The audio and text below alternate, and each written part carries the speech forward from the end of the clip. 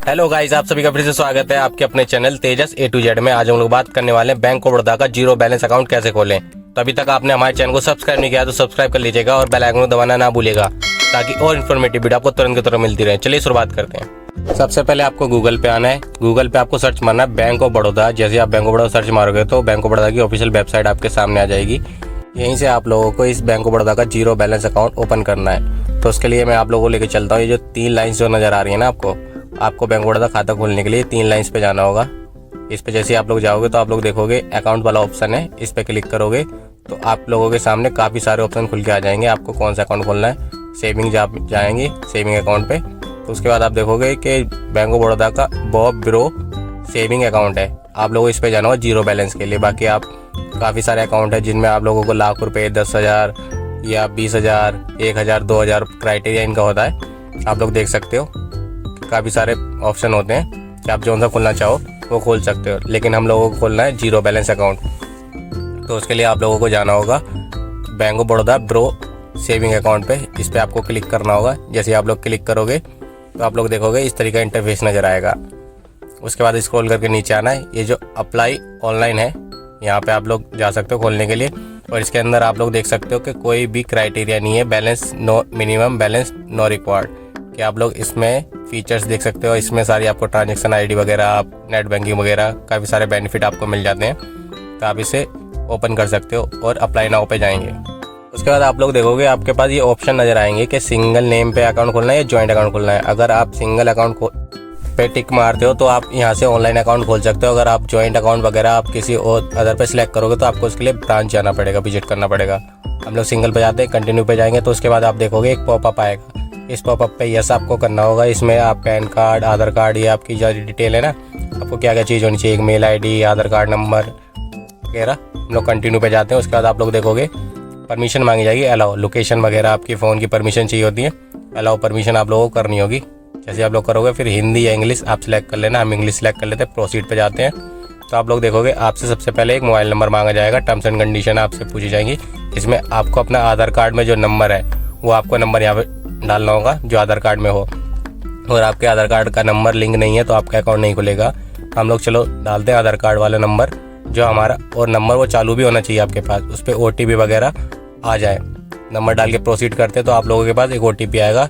उस OTP को यहाँ पे फिल करना होगा। जैसे आप लोग फिल करोगे तो उसके बाद नेक्स्ट वाले टैब पे लेके चलता हूँ। उसके बाद आप लोगों से पूछी जाती है आपकी मेल ID। आप लोगों को अपनी मेल ID जो भी आपको बैंक ब्रांच में रखनी है वो रखना। उसके बाद कन्फर्म करना।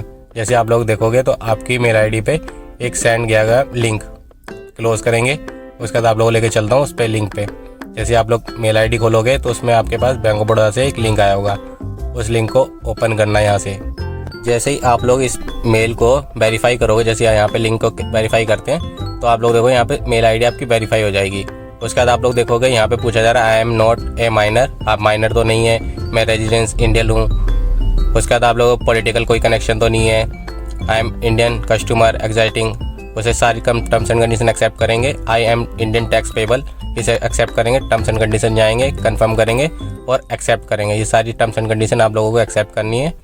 उसके बाद जैसे आप लोग टर्म्स एंड कंडीशन एक्सेप्ट करोगे तो उसके बाद आप लोगों को ये नेक्स्ट वाला टैब है ना, उस पर जाना होगा। जैसे आप लोग नेक्स्ट करते हो तो उसके बाद आपके पास एक नया पेज खुल के आता है।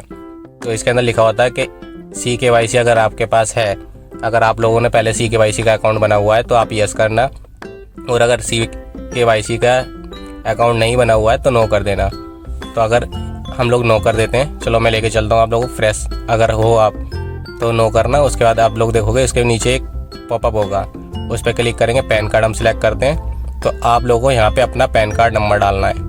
जैसे आप पैन कार्ड नंबर डालोगे और सर्च करोगे तो यहाँ पे एक टर्म्स एंड कंडीशन आएगी, इसे एक्सेप्ट करेंगे तो आप लोगों के पैन कार्ड नंबर पे एक मोबाइल नंबर पे एक OTP आएगा जो पैन कार्ड पे लिंक होगा। तो जैसे ही आप लोगों का यहाँ पे एक OTP आएगा, उस OTP को कंफर्म करेंगे और कंफर्म करते के साथ ही आप लोग देखोगे आपकी डिटेल यहाँ पे फैच होकर अपने आप आ जाएगी।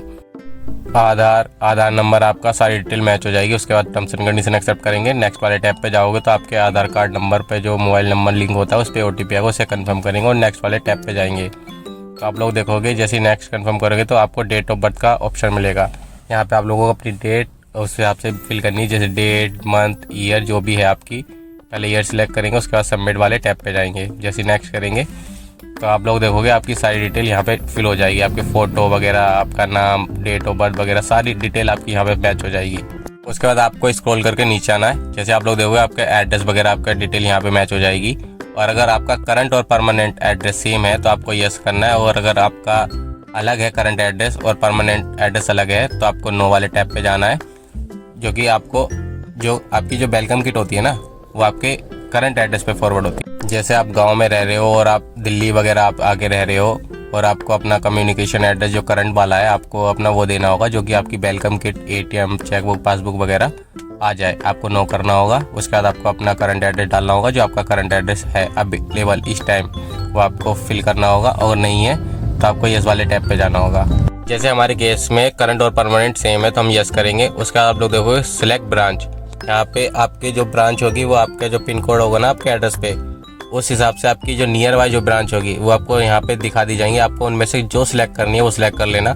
जैसे हमारे केस में 2 आ रही हैं, हम इनमें से नियर बाय जो पड़ती है हमारी ब्रांच वो सिलेक्ट करेंगे। उसके बाद आप लोग देखोगे बॉब ब्रो सेविंग अकाउंट, ये जो जीरो अकाउंट हमने करा था ना, ये यहाँ पे वही ऑटोमेटिकली सिलेक्ट हो चुका है। उसके बाद आप लोगों को क्या करना होगा, उसके बाद ये जो प्रोसीड वाला टैब है आपको यहाँ पे आपको जाना होगा, क्योंकि आपका जो जीरो अकाउंट है ना आपको वो खोलना है। जैसे आप प्रोसीड करोगे तो आप लोग देखोगे आपका आप अपनी डिटेल मैच कर लेना जो फैच होके आई है। उसके बाद आप देखो रिलीजन वाला ऑप्शन नहीं होगा, हिंदू जो भी हो, हिंदू मुस्लिम सिख ईसाई जो भी हो आप वो सिलेक्ट कर लेना। उसके बाद आप लोग देखोगे नंबर ऑफ डिपेंडेंट, आपके यहाँ पे आपके ऊपर कितने बंदे डिपेंडेंट है, 1 2 3, जैसे वाइफ भी बच्चे जितने हैं उन्हें मिला के टोटल आप कैलकुलेट करके कर देना। और डिसेबिलिटी में आप जैसे पूछा जाएगा आप विकलांग वगैरह कोई हो तो नहीं, अगर नहीं हो तो नो कर देना, अगर हो तो यस कर देना। हमारे केस में नहीं है। उसके बाद आपसे पूछा जाएगा प्लेस ऑफ बर्थ, जहाँ आप पैदा हुए हो वो आपको सिलेक्ट करना होगा। आपकी क्वालिफिकेशन पूछी जाएगी, आप ग्रेजुएट हो पोस्ट ग्रेजुएट हो वो सिलेक्ट कर लेना। और ग्रोस मंथली सैलरी, आपकी मंथली इनकम कितनी है वो आपको सिलेक्ट करनी होगी। और एक्सपेक्टेड टर्नओवर, यानी आपकी साल में आप इस अकाउंट में कितना अमाउंट, यानी 2 लाख 4 लाख 5 लाख 10 लाख जितना आप लोग कर सकते हो उतना, उससे ज़्यादा भी करोगे तो कोई दिक्कत नहीं होती उसके लिए, आप वो सिलेक्ट कर लेना। 2 लाख 4 लाख जो भी आपको डिपेंडेंट लगता हो कि आप इतना टर्नओवर आपका होता है सालाना, वो यहाँ पे फिल कर देना। जितना भी होता हो आपका 2 3 4 5 10 लाख, उससे अगर ऊपर अब वो भी जो आप डालोगे ना उससे ऊपर भी होता है या कम भी होता है तो कोई दिक्कत नहीं है। उसके बाद आपसे पूछेगा सोर्स ऑफ इनकम, आपकी इनकम सोर्स क्या है, क्या इनकम ऑफ बिजनेस है, आपका इंसेंटिव ऑफ प्रॉपर्टीज़ है, आपका income of source other source है, प्रोप्राइटर है, या आप सैलरीड हो, इनकम ऑफ सैलरी आप जो जॉब वगैरह करते हो तो वो सिलेक्ट कर लेना आप लोग। उसके बाद आप लोगों से वर्किंग एड्रेस पूछा जाता है, जो आपका ऑफिस एड्रेस वगैरह है वो आपका एड्रेस डालना होगा। आप जॉब करते हो तो यहाँ पे अपना एड्रेस फिल कर देना, जैसे हम लोग घर का एड्रेस फिल करते हैं वैसे आप लोगों को अपना सेव कर देना। अगर कोई जॉब वगैरह नहीं करता है, जीरो अकाउंट खोल लें तो आपको यहाँ पे मैंडेटरी नहीं होता अगर जॉब नहीं कर रहे हो तो, और जॉब करो तो आप सेव कर देना। उसके बाद आपको कैटेगरी सिलेक्ट करनी है, SC ST जनरल आप जो भी हो वो सिलेक्ट कर लेना। जनरल में आते हो जनरल सेलेक्ट कर लेना। उसके बाद आपसे पूछा जाएगा नॉमिनी डिटेल, अगर नॉमिनीज ऐड करना चाहते हो आपको यस करना होगा, अगर नहीं करना चाहते हो तो नो वाले सेक्शन पे चले जाना। अगर आपको ज़्यादातर चांसेस होते हैं आप लोगों को नॉमिनीज ऐड करना होगा तो उसका नॉमिनीज वाले में रिलेशन में जाना है कि आपको फादर मदर सिस्टर ब्रदर या बच्चे का या बेटी का या किसी को भी आपको करना है, आप उन्हें सिलेक्ट कर लेना।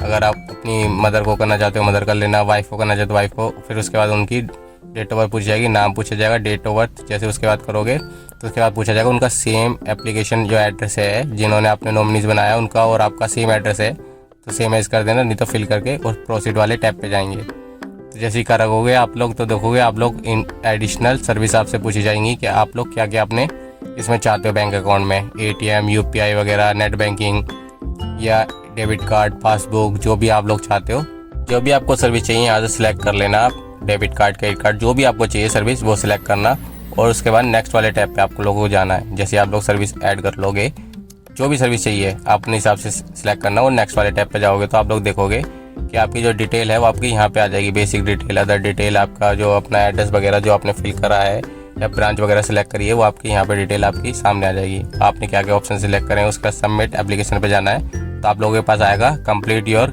Video KYC। आपको वीडियो KYC यहाँ पे करनी होगी।